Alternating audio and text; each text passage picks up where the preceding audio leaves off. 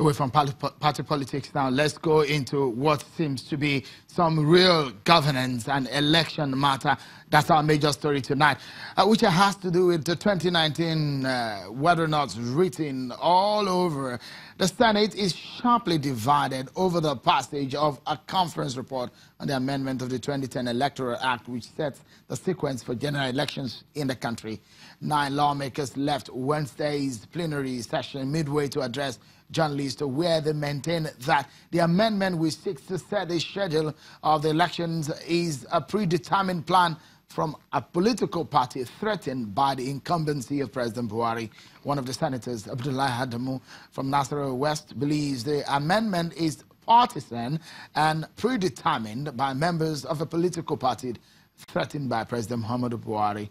The presidential and National Assembly elections have always been conducted first on the same day, followed by that of the governorship and state houses of assembly. The Senate adopted a new sequence such that the National Assembly polls would be conducted first, followed by the state lawmakers and the governors, while the presidential election will come last.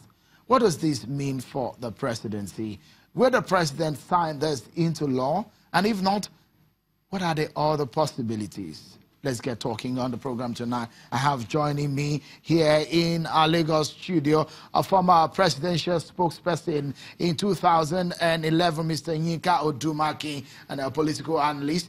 And also from our Abuja studio is a lawyer and a former member of the House of Representatives, a policy expert, Dr. West Idahosa. Many thanks, gentlemen, for coming on the program. My pleasure.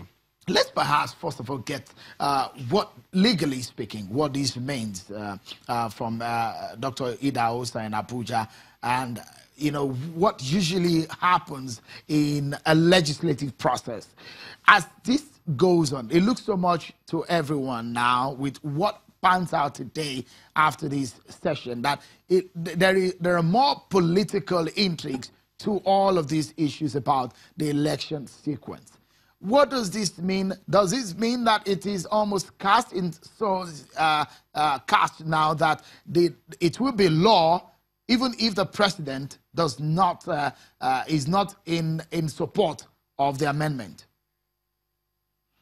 Well, thank you, Shehu. First, let me say that this is all about the storm in a teacup. I believe that by the provisions of Section 58 of the Constitution, it is clear that the process for lawmaking requires the National Assembly, by each house of the Assembly, to pass a given bill. And if they do so, they will then, of course, would send the clean copy after all harmonization to the President. Now, starting from the day that that clean copy gets to the President, Mr. President will have 30 days to indicate that he was either assenting or refusing assent. Now, if he doesn't do that, constitutionally, it will mean that he has rejected that bill. And then, of course, if the National Assembly still wants to go on with that bill, they will have no alternative than to convoke a special session in which they will seek to pass that bill by the provisions of 2/3 majority, in which case you'll be looking about 240 votes from the House and about 72 to 75 votes or thereabout from the Senate. Now, if they achieve that, that bill stands as an act of the National Assembly without any further reference to Mr. President. A typical example of when this power was used was the NDDC Act. We, at that time, didn't get the assent of Mr. President, and then, of course, we went ahead to override what appeared to have been his veto at that time. So I am sure that if this happens again and the Parliament is determined to proceed with the order of election amendment, they may invoke these powers and use it again. Very interesting scenario. I love the fact that you gave us that premise so that Nigerians will know how far this can be stretched in terms of the executive and legislative relationship in a lawmaking process. Let's look at the political perspective to this, Mr. Odumaki. What does this mean for Nigerians? the reordering of the sequence of the election, should we be bothered as voters or as ordinary Nigerians what is going on in the National Assembly about the reordering? Does it make any sense? What exactly are we missing, or what are we going to be gaining should this bill be passed into law or signed into law? Let me say that this is one of the very rare good news that have come out of this National Assembly, because it is a good development that will entrench, allow participatory democracy in our country. Don't forget, if you go back into history, in 1979, the order of elections that we had was where you started with National Assembly elections and you ended with the presidential elections. And in that elections, the MPN that formed governments at national level then won only 7 out of 19 states. UPN won 5 states, and the other parties, GMPP, PRP, MPP, won the remainder of the states. They shared it. In fact, for the MPN to form government, they went to alliance with MPP. Yeah. You saw the strengths of each party reflected. The MPN did not win in Kaduna. They didn't win in Gogola. They didn't win in Kano. They won about major free states in the north. Now, in a place like Gogola, in 1979, UPN won all the senatorial seats. And you saw kind of a reflection of the strength of the political parties. But when it got to 1983, the order of election was changed to have the presidential election first. And once we had that now, you started their landslide, moonslide all over the country. MPs now started taking everywhere. And this is what we are going to present with. What effect does that have? The effect of that have is that our elections no longer reflect the wish of the people, because now it's about the presidency is the most powerful office in the land, is the most of the powerful office in the world, the Nigerian president.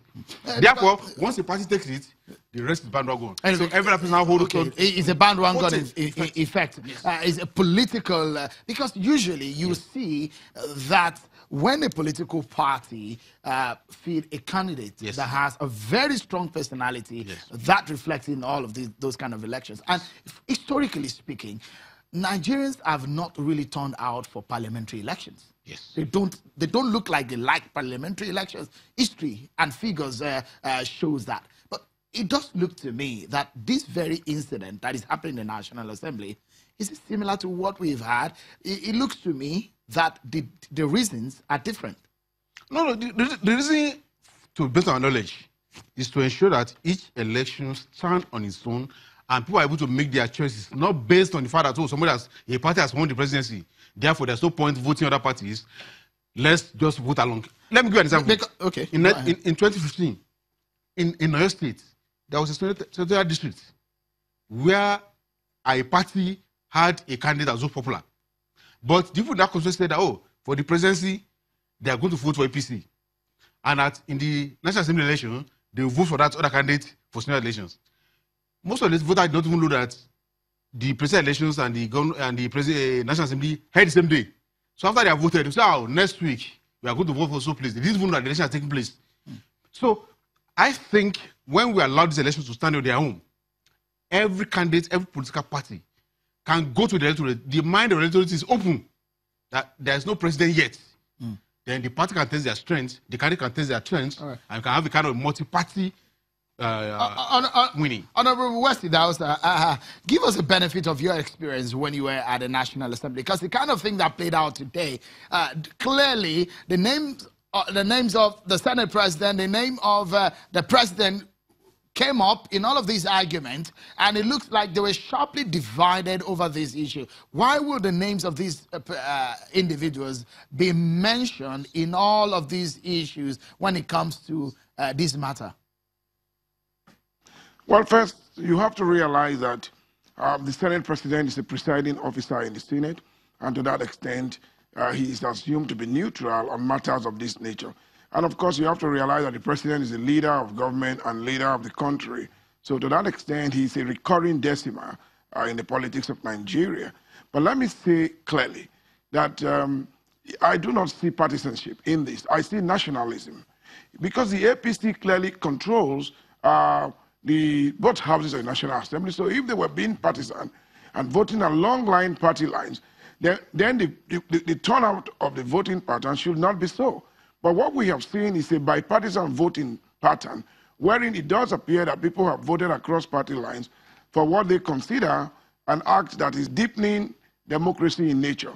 So I commend the National Assembly, and I think that they are trying to situate elections where it should really be, and that is the right of the people to make their choice. All right. Dr. Idahosa, we need to take a pause right now on the program. We need to take a break. But when we come back, we dig deeper into this matter, what this means for Nigerians and the 2019 election. Don't go anywhere.